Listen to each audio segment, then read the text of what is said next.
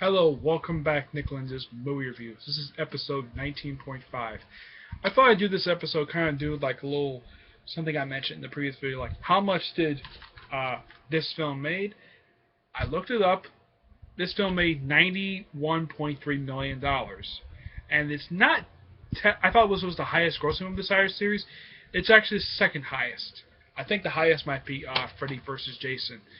I thought I'd bring that up because um, that's interesting. The fact it made 90.1 million.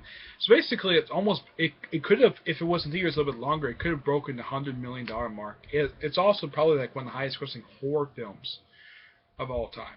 And despite what we say about Michael Bay and what he did with Transformers movies and what he did with when his studios now with remakes. I should also mention the guy who directed this film also directed the Texas Chainsaw Massacre remake, which I did like. That was also another one of the good ones, which stayed true to the original source material of the original film that was released back in the 70s. The first film, Friday the 13th, was released in 1980.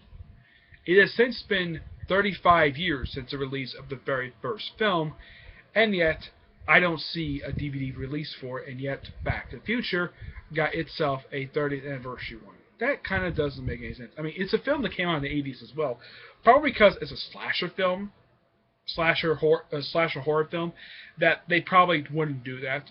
But I would recommend I would recommend the Paramount that they re-release the very first film. I recommend they re-release the first four films in theaters to help celebrate the 35th anniversary of this series. They should do that. Would they? I don't know.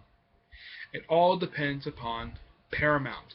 They recently got back their rights to um, the franchise in order to co-produce the Interstellar film, one of Chris Nolan's the last film he ever did. So you might see a new film.